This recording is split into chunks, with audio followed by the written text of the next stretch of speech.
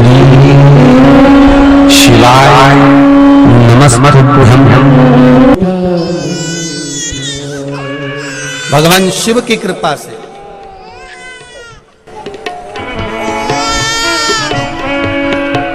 अपने हृदय से लगा लो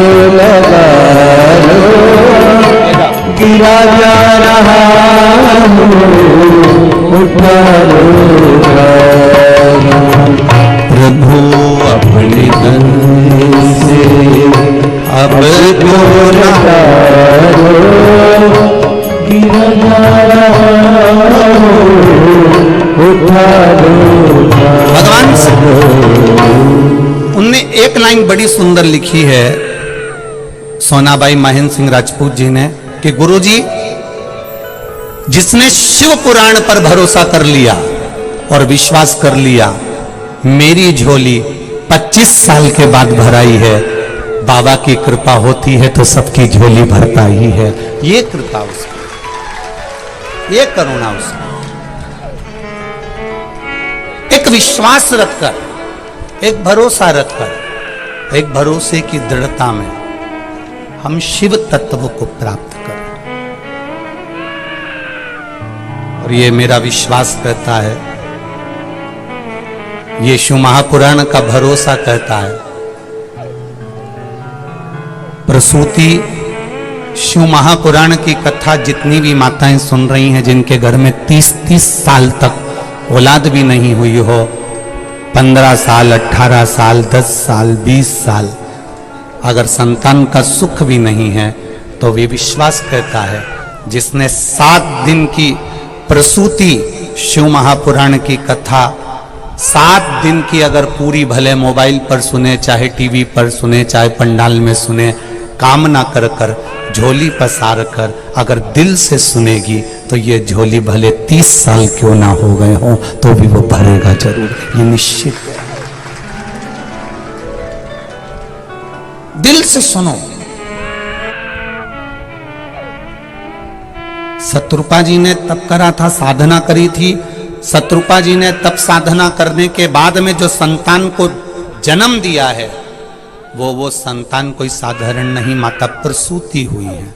और वो माता प्रसूति कोई साधारण सी नहीं थी, जिन्होंने 9 वर्ष की आयु में तप साधना करी है।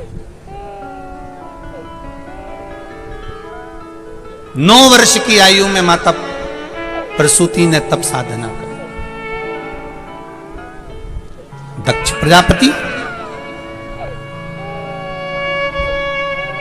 जिन्होंने भगवान ब्रह्मा जी के हृदय से प्रकट होने के बाद में, भगवान ब्रह्मा जी के हृदय से प्रकट होने के बाद में जिन्होंने सृष्टि की रचना का भार नहीं ग्रहण करा, पर ब्रह्मा जी ने उनको समझाया, तो दक्ष प्रजापति ने विचार करा कि मैं सृष्टि के क्रम को बढ़ाऊंगा।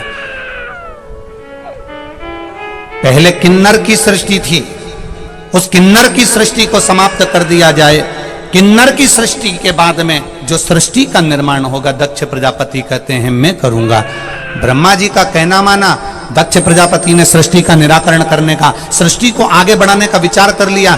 सृष्टि को आगे जब बढ़ाया जा सकता है जब दक्ष प्रजापति का विवाह हो जाए। अब दक्ष प्रजापति विवाह करेंगे तो सृष्टि आगे बढ़ेगी, संतति आगे बढ़ेगी, वंश आगे बढ़ेगा।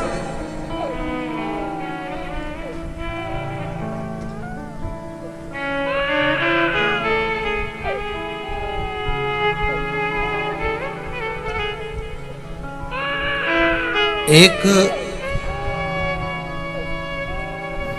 मिट्टी के पात्र, उस मिट्टी के पात्र के ऊपर एक तांबे का पात्र।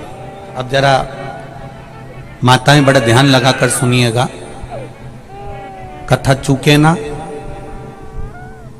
आपको 10 जगह जाकर सिर नवाने की जरूरत ना पड़े, एक महादेव के चरणों से ही आपका आनंद सुख प्राप्त हो जाए। एक मट्टी का पात्र, और मट्टी का अगर कोई कलश है छोटा सा, उस कलश के ऊपर तांबे का कलश।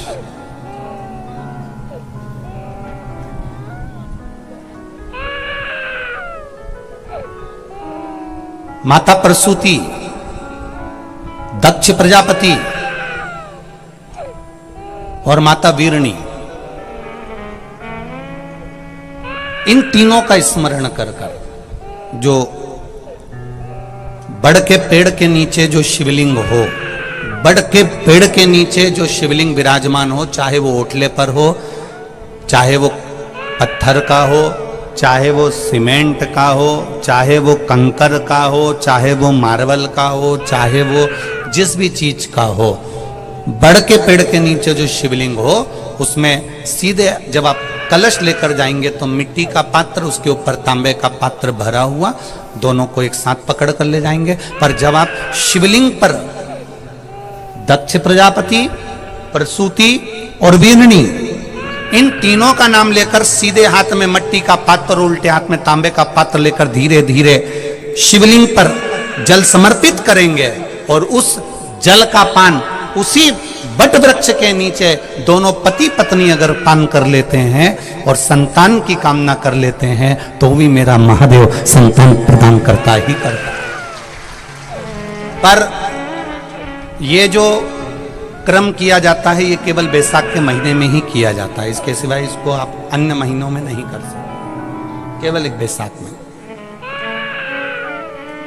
और हम तो कहेंगे बैसाख महीने की जब शिवरात्रि आए या बैसाख महीने में अष्टमी तिथि आ जाए या बैसाख महीने में सोमवार का दिन पड़ी जाए तो प्रयास करना कि आप संतति के लिए, संतान के लिए आप ये प्रयोग कर सकें।